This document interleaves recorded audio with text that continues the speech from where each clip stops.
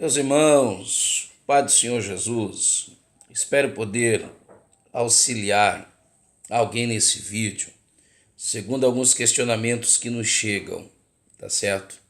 Principalmente acerca de algumas dúvidas quanto à veracidade da Bíblia Sagrada, quanto à veracidade da Palavra de Deus. Como é que eu posso ter certeza? Bom, meu irmão, há inúmeras razões pelas quais eu lhes afirmo que a Bíblia é a Palavra de Deus. Além de ser o livro mais comentado, mais criticado, e a crítica a este livro é a confirmação de que este livro é divino. Por quê? Porque esse livro saiu de uma mente divina, passou por mentes humanas, direcionado a mentes humanas. Então você imagina, é comum que haja isso, tá certo? E o próprio livro apresenta profeticamente essas contestações. Então, os próprios contestadores estão afirmando, confirmando com as suas contestações que este livro de fato é incontestável. Essa é a grande verdade. Então, a Bíblia é a palavra de Deus. Irmão, nós somos oriundos de um mesmo tempo.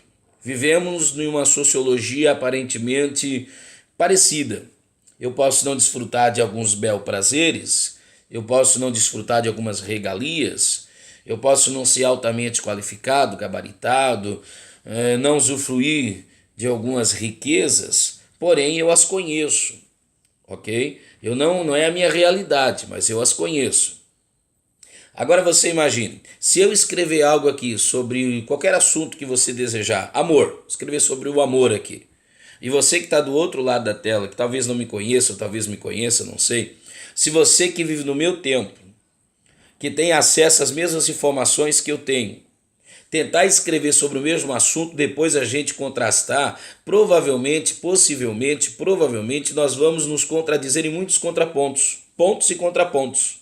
E nós vivemos no mesmo tempo, somos oriundos da mesma geração, vivemos debaixo de praticamente a mesma cultura.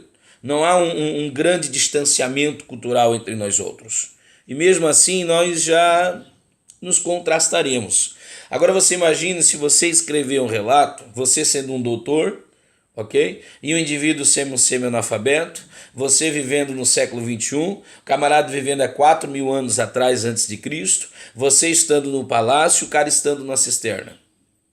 Não seria natural que vocês se contradizessem em tudo?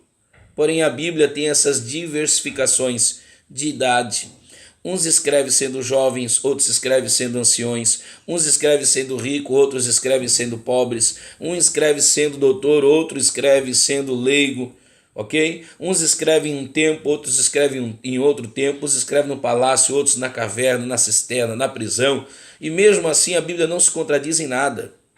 A única explicação para isso é que existe por detrás da Bíblia alguém, um regente sobre-humano, sobrenatural, tá bom? A Bíblia é a palavra de Deus, a Bíblia não se contradiz, a Bíblia se complementa. O fato de que a Bíblia não se contradiz e ela se complementa, o fato de que ela é inexcusável, ela é inegável, não quer dizer que não haja dificuldades interpretativas. Na verdade, há, e não são poucas, ok? Há dificuldades interpretativas e não são poucas, ok? Por quê? Porque Deus se revela por etapas. Se Deus revelasse para José que o cara ia apanhar um monte até chegar onde chegou, talvez nem José suportaria. Se Deus revelasse para o Jó o que ele passaria, talvez nem ele suportaria. Quando Deus chama Abraão, Deus diz: sai da tua terra, da tua parentela. E vou para onde? Vai para uma terra. Qual é o endereço? Depois eu te mostro. Então a revelação agora é: sai da tua terra. Sai da tua parentela. Vou para onde? Depois eu te mostro. É isso que eu preciso entender, ok? É isso que eu chamo de revelação parcial.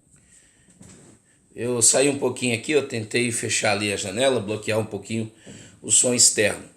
Então, gente, é isso que eu chamo, gente, de revelação parcial. Deus se revela por etapas, tá bom? Se revelando-se por etapas, a gente já se atropela todo. Imagine se a gente recebesse tudo de uma vez só. Nós não teríamos capacidade suficiente para exaurir, para aprender, para aplicar. Não teríamos condições nenhuma. Em suma, eu preciso ter mais fé para ser ateu do que fé para ser crente. Vou repetir. Eu preciso ter mais fé para ser ateu do que fé para ser crente. Na verdade, eu vou confessar para vocês que eu não tenho fé o suficiente para ser um ateu. Porque o cara, para ser ateu, o cara tem que ter muita fé. O cara, para acreditar na doutrina da evolução, o cara tem que ter muita fé. É muita coisa para minha cabeça. Sinceramente, eu não consigo entender. É muita coisa para minha cabeça. Como eu não sou tão crente assim como os ateus, como eu sou bem menos crente que eles, então eu acredito que um grande Deus soberano, absoluto, eterno, maravilhoso, um Deus, oh glória a Deus, transcendente, suprarracional, um Deus iminente, um Deus transcendental, um Deus maravilhosíssimo, tal ciência para mim é maravilhosíssima, tão alto que eu não posso alcançar, e eu me submeto à sua pessoa e sou edificado por isso. Para mim é mais fácil. Exige menos de mim, tá bom? Então eu vou colocar aqui em tela, eu vou colocar aqui para vocês alguns pequenos tópicos, ok? De algumas complicações que me elucidarão e nos ensinarão o porquê que as pessoas fazem mau uso de um livro maravilhoso chamado Bíblia Sagrada e não conseguem exaurir dela o objetivo central da mesma, tá bom? Vamos lá. Alguns erros, eu destaquei 14, eu só vou citá-los, tá bom? Eu não vou poder explaná-los um a um. Primeiro grande erro, assumir que o que não foi explicado seja inexplicável. Irmão, Deuteronômio 29, o que é revelado é a nós e a nossos filhos, o que não é a nós e nossos filhos não foi revelado, esse é oculto, pertence a Deus. Provérbio 25:2. A glória de Deus está em ocultar e a glória do rei está em procurar receber e entender aquilo que foi ocultado. Então a Bíblia não é escrita para nossa vergonha, a Bíblia é escrita para nosso exemplo. Então eu não posso aqui assumir, não foi explicado, é inexplicável e para por aqui. Calma. Talvez não tenha sido explicado naquele momento. O povo de Israel está no deserto, Deuteronômio 29. As coisas que ali, ok, são necessárias para eles foram reveladas. Eles não tinham tempo de sentar, ouvir o grande Gamaliel, ok? O grande apóstolo Paulo, discorrer das coisas que Pedro admite anos-luz depois, que eram difíceis de serem compreendidas, quanto mais um povo no deserto que está lutando contra o tempo, sol, água, comida, vivendo a providência de Deus todos os dias. Para eles era muito. Agora, para o Salomão, que estava já com o reino firmado, com as estacas firmadas, a ele disse, a glória de Deus é ocultar, e a minha é descobrir o que Deus ocultou. Então, Deus tem prazer em revelar-se, sim. Então não assuma, irmão, não foi explicado, acabou por aqui, é inexplicável mesmo. Não assume esse risco. Segundo, presumir que a Bíblia é culpada até que prove em contrário. Quem te falou isso? Não, meu irmão. Não, a Bíblia nesse quesito crítico, ela está na passiva, ela não está na ativa. A Bíblia não foi feita, a Bíblia não foi escrita para ser um livro que está aqui na conversação de tentar nos convencer. Não. Se eu levanto uma tese acusativa contra você, é eu que tenho que provar que você está errado. E não a Bíblia, ou você, no caso, provar que eu estou errado naquilo que eu lhe acuso. Não, a Bíblia não está aqui para isso. A Bíblia é um livro soberano de um Deus absoluto. Ok? Aqueles que atentam contestar, eles que se virem. A crítica é deles, ok? Eles que vão achar e até hoje não conseguiram e nunca conseguirão. Se emaranham nos seus próprios emaranhos. Então a Bíblia não foi posta, não é presumidamente culpada até que se prove o contrário. Pelo contrário, ok? A Bíblia não está na ativa nesse quesito, ela está na passiva. Ela foi escrita para instrução. Quem quer discutir, quem quer discordar, que se vire, que encontre. Até hoje não encontraram. Terceiro, confundir as nossas falíveis interpretações com a infalível revelação de Deus. Irmão, tem muitas coisas que não é que a Bíblia é falível, é que nós falhamos. Desobedecemos as linhas hermenêuticas, desconsideramos as coisas dignas de serem consideradas, não compreendemos devido à nossa limitação, não buscamos o suficiente, não recebemos o auxílio de um Deus espiritual, porque a Bíblia é um livro espiritual, não é apenas um livro de história, um livro de receita, não é apenas uma ciência exata, 2 mais 2 é 4, e nós não podemos limitar a Bíblia, ok? A palavra de Deus infalível, a revelação de Deus infalível, aquilo que eu falivelmente atento entender. Não, é mais coerente, é mais lógico, é mais racional eu admitir as minhas fabilidades e não atribuir isso à palavra de Deus. Quarto, Quarto erro, falhar na compreensão do contexto da passagem. Bom, isso aqui dispensa comentário, né? Camarada pega lá um texto isolado, um texto fora do seu contexto, torna-se um pretexto para a formação de mais uma heresia e pronto.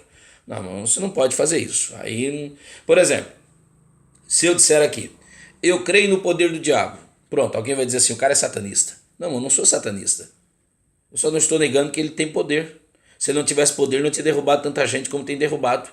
Se ele não tivesse poder, não tinha desgraçado a humanidade como desgraçou. Então ele tem poder. Só eu não aprovo. Só eu não lhe reverencio. Só eu não lhe temo. Reconheço o seu poder, mas não lhe temo, porque aquele que está do meu lado é infinitamente maior. Aquele que está junto a mim é infinitamente melhor, é infinitamente mais poderoso, maravilhosamente melhor. Ponto. Então, irmãos, você não pode pegar uma expressão que eu disse aqui, isoladamente, e desconstruí-la de todo o contexto que eu estou apresentando. Senão você vai fazer uma mistureba e daí vai ser complicada a história. Então, irmão, avalie o texto dentro do seu contexto, tá bom? Quinto erro, deixar de interpretar passagens difíceis à luz das que são fáceis ou claras. Pronto. Por exemplo, Mateus 25. Ai, quem são aquelas 10 virgens? Será que são a noiva? Se são a noiva, então o noivo é polígamo? Não, calma. É difícil de compreender? É difícil. Então faz o seguinte, toma os textos fáceis que facilitarão a compreensão desse texto que é difícil. Exaurir desse texto o principal objetivo do mesmo. O principal objetivo do mesmo é o que, irmão? Atentar para a vigilância, estarmos preparados. Verso 13. Então, irmão, quando você não consegue interpretar dificilmente algum texto, tome outros textos com mais clareza, com mais evidência, tendo uma visão panorâmica, tá bom? Então, se você não consegue ver aqui na horizontal, você sobe num lugar mais alto para que veja na vertical, ok? E daí você contemplando de cima. Por isso que é aconselhável, antes de você estudar propriamente dito um capítulo, um versículo da Bíblia, você lê todo o seu livro. Você tem uma visão panorâmica da coisa. Aí fica mais fácil, tá bom? Sexto, basear o ensino numa passagem obscura. Bom, se eu não consigo nem interpretar, como é que eu consigo aplicar? Se eu não consigo entender porque ela é obscura, como é que eu posso basear algo doutrinário naquilo que é difícil de entender? Se eu não entendi nem para mim, como é que eu quero ensinar para você? Indiscutível, né? Sétimo equívoco, esquecer-se de que a Bíblia é um livro humano, com características humanas. É só você avaliar, irmão. É só você perceber. A linguagem de Paulo, a linguagem de Lucas e a linguagem de Pedro, a linguagem de Marcos. Você perceberá isso. Por exemplo, Deus pode usar um profeta, porque eu acredito na contemporanização dos dons espirituais. Deus pode usar um profeta, falar contigo e dizer, meu filho. Deus pode usar o mesmo profeta e dizer, meu rebento. Irmão, a mensagem de Deus é a mesma, mas o canal é humano, a voz é humana, a palavra é de Deus, mas a voz é humana. Você está entendendo isso? Então, gente, o linguajar utilizado pelos indivíduos passa por essa esfera humana. Ponto. Agora eu quero dar glória a Deus, porque a palavra de Deus ela tem essa limpidez, tá certo? Aqui o canal pode estar meio sujinho, o canal aqui pode ter alguns probleminhas, mas a água que corre nesse canal é límpida, é a palavra de Deus. Então, irmão, em nome de Jesus, não esqueça, a Bíblia ela é sim um livro humano, ok? O maior exemplo disso são os salmos imprecatórios.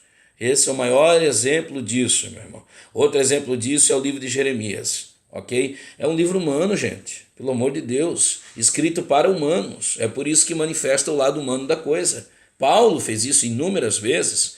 Nós temos as cartas paulinas e a dividimos entre cartas pastorais, cartas pessoais. Então, irmão, isso é normal, tá bom? Em oitavo lugar, gente, isso aqui é terrível, assumir que um relato parcial seja um relato falso. Quem disse isso para você? Um relato é parcial, um relato não é falso. Eram 2 cegos, disse Mateus. Marcos e Lucas disse que era um só. Quem é que está mentindo na história? Não, irmão, ninguém está mentindo na história. Ok? Alguém se ateve à história de um, outro não se ateve, não julgou tão importante para aquele momento. Então é um relatório parcial. Não é que seja espúrio, não é que seja mentiroso, é um relatório parcial. 1 Samuel 16 tem um exemplo maravilhoso acerca disso. Deus fala com Samuel e diz: até quando terás dó de Saul, tendo eu rejeitado para reinar, não para salvação. Tá, o que eu faço, Senhor? Você vai lá na casa de Jessé o belemita, que lá eu tenho provido de um rei segundo o meu coração. Samuel disse assim: Senhor, se eu disser para o Saul que eu vou lá, o cara vai me matar. O que Deus disse? Você não precisa dizer para ele que você vai. Será que Deus estava instruindo a mentira? Não. Deus estava dizendo: fala a verdade, não minta, só não precisa falar demais. Não precisa falar mais do que lhe convém. Ok? Você vai lá, ok? Diz para o Saul que você vai sacrificar, e é verdade, você vai sacrificar. E no meio do sacrifício vai ter unção, porque a unção é resultado do sacrifício. Receba isso em nome de Jesus, tá, irmão? Salvação é resultado do sacrifício de Jesus Cristo. Você não fez nada para ser salvo, mas você tem que fazer muita coisa para ser ungido. Versículo não, né, gente? Nona questão, o nono apontamento, tá? Outro equívoco. Exigir que as citações do Antigo Testamento feitas no Novo Testamento sejam sempre exatas. Não, irmão. Você não pode exigir isso. É uma questão interpretativa. Elas não são, as citações não são sempre exatas. As aplicações, sim. As citações, nem sempre. Você lê algumas coisas no Antigo Testamento que você nem imagina que aquele texto esteja dizendo o que está dizendo. Aí quando você lê Jesus fazendo as citações desse texto, você diz assim: olha aí, ó, eu li lá em Oséias, do Egito chamei meu filho, e jamais eu pensei que estava falando sobre Jesus, eu pensei que estava falando sobre Israel quando ainda era menino, e de fato estava falando de Israel quando ainda era menino. Mas ela tinha essas questões pontuais. Existem profecias ditas há mais de um tempo, referentes a mais de um tempo, ok? Então, irmão, em nome de Jesus, não exija que as citações do Antigo Testamento sejam exatas quando citadas no Novo Testamento. Por exemplo, Satanás citou um Salmo 91. Ele citou o texto fora do seu contexto, e graças a Deus que ele deu com Jesus, que era o próprio verbo de Deus, e daí dá com Jesus, você sabe o que deu. Então, irmão, não exija essas coisas, tá bom? Não é esse o propósito central. Verso 10. Verso 10 não, gente. Questão de número 10. Assumir que diferentes narrações sejam falsas. Não faça isso. Não é porque há diferentes narrativas que essas narrativas sejam falsas. Por exemplo, se nós viajarmos juntos, no ônibus, no trem, no avião, enfim, de carro, onde você quiser, e nós olharmos para as mesmas coisas, e eu pedir para você: faça um relatório do que você viu. Você faz o seu relatório, eu faço o meu do que eu vi. Gente, a gente não vai se contradizer, mas a gente vai fazer narrações e narratórios diferentes, relatórios diferentes. A gente olhou para a mesma coisa, mas olhou com olhos diferentes. As percepções são distintas. Então essas distinções das narrativas não quer dizer que eu ou você sejamos mentirosos. Você está falando a verdade do seu ponto de vista, e eu estou falando a verdade do meu ponto de vista. E a Bíblia respeita essas coisas. Entendeu? Para isso existem 3 evangelhos sinóticos. É como que os 3 tivessem subido a mesma montanha, chegasse lá em cima, cada um narrasse o seu ponto de vista. Simples assim. 11º. Presumir que a Bíblia aprova tudo o que ela registra. Isso aqui é um erro fatal, gente. A Bíblia não mente, mas fala de quem mentiu. A Bíblia não aprova adultério, mas fala de quem adulterou, justamente na questão preventiva. Então a Bíblia, meu irmão, ela não aprova tudo que registra. Pelo contrário, algumas coisas ela desaprova, e é por ela desaprovar que ela registra. Nesse tom de desaprovação, a fim de que não caiamos nesses equívocos. 12ª questão. Esquecer-se de que a Bíblia faz uso de uma linguagem comum e não técnico. Gente, a Bíblia não é patrimônio dos intelectuais. A Bíblia é patrimônio da humanidade. Então, algumas linguagens usuais, elas não são técnicas. Você tem que entender isso. Elas foram ditas no calor do momento. Nem tudo foi dito pensadamente, ok? Senão seria muito monotonia. Não é isso. Então, elas não obedecem a essas linguagens técnicas. Elas não têm essas preocupações. Vou dar um exemplo disso. Jesus, quando ressurgiu a Lázaro, ele disse: Lázaro, sai para fora. Jesus, irmão, que é Jesus, estava emocionado. Ele disse: Lázaro, sai para fora. Isso é um equívoco na língua portuguesa. Isso é um erro. Mas como assim, pregador? É um erro? É um erro. Como não? Isso é o pleonasmo vicioso. Lázaro, sai para fora. Lázaro sai. Ninguém aqui sai para dentro.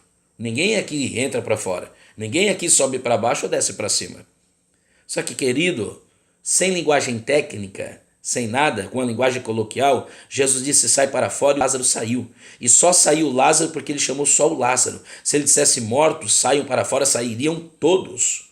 Então a Bíblia, gente, não é patrimônio dos cultos. A Bíblia é patrimônio da humanidade. Então a Bíblia não obedece a uma linguagem técnica, mas obedece a uma linguagem comum. 13º, não observar que a Bíblia faz uso de diferentes recursos literários. Bom, aí é você querer literalizar tudo, você querer dizer que outras coisas têm apenas a finalidade simbólica, retórica. Você precisa entender, meu irmão, que a Bíblia tem essa diversidade. É por isso que ela é um livro riquíssimo em detalhes. É por isso que a Bíblia é um livro, é uma fonte inesgotável, onde você estuda e considerará esses diversos recursos de linguagens, aplicações, implicações, contextualizações históricas, culturais, e elas são maravilhosas. Então, observe isso, que a Bíblia faz sim esses usos desses recursos diferentes, literários, tudo isso com a facilidade da nossa compreensão. 14º e último, pode ser que tenha muito mais, mas esse é um outro problema. Eu estou apresentando os problemas, tá? Esquecer-se de que somente o texto original é isento de erros e não qualquer cópia das Escrituras. Então, assim, gente, um exemplo disso, típico: o Senhor é meu pastor e nada me faltará. Nos originais, nos textos mais antigos, mais próximos dos originais, está escrito: o Senhor meu pastor não me faltará, desculpa. Quando você observa isso, você vai dizer: meu Deus, então a Bíblia está errada. Não, calma, copistas. Tá, irmão, mas e agora, irmão? E eu que não tenho acesso aos originais, o que eu faço? O que você faz? Você não pega um texto isolado. Se está meio obscurecido, gente, pensa comigo. O Senhor, ele é meu pastor, mas será que nada tem me faltado? O Senhor é teu pastor, eu acredito, mas não tem te faltado nada, irmão. Falta tanta coisa. Mas acredite, não falta o essencial, não falta o necessário, falta o supérfluo, falta o que é capricho. Pode ser que nem todo dia você tenha uma picanha na mesa para comer, se é que você gosta disso. Pode ser que nem todo dia você tenha, vamos dizer assim, frutos do mar, iguarias marítimas. Nem todo dia você vai ter um crustáceo, né? Você vai ter um camarão, siri para comer. Mas não tem te faltado, nem que seja arrozinho e feijão, mas está aí. Então não dá para te dizer que o Senhor é teu pastor e nada te faltará. Não é isso. Mas sim que o Senhor, teu pastor, não te faltará. E você sabe disso. Então não é que você está contrariando a Bíblia. Se você não tem, e hoje você já tem, né, irmão? Hoje todos nós temos recursos assim. Meu Deus, eu não sei nem dizer os números de traduções que eu tenho disponível na Bíblia. Mas fato é, gente. Fato é. Receba isso em nome de Jesus, tá bom? Se você disser que não tem, tal, irmão, avalie o contexto como um todo. Você perceberá algumas coisas, tá bom? Então, o Senhor, teu pastor, não te faltará, tá certo? Outro exemplo disso, típico, que eu termino aqui, é dizer aos senhores que o texto é original. O texto é canônico, melhor dizendo. O texto é canônico, é santo, é sagrado. Porém, a diversificação, a separação entre capítulos e versículos, ok? E o que os copistas acresceram, irmão, mas a Bíblia diz: não acresceis ao texto. Os copistas não acresceram ao texto, ok? Os copistas acresceram aquilo que nós compreendemos como títulos para a nossa facilitação. Como é que você vai achar o Salmo 23? Como é que você vai achar a parábola do bom samaritano? Que não é bom samaritano bom, porque você tem um título. Você está entendendo? Mas o título não é canônico. O título é um acréscimo colocado pelos copistas. Então o título é discutível, o canônico não.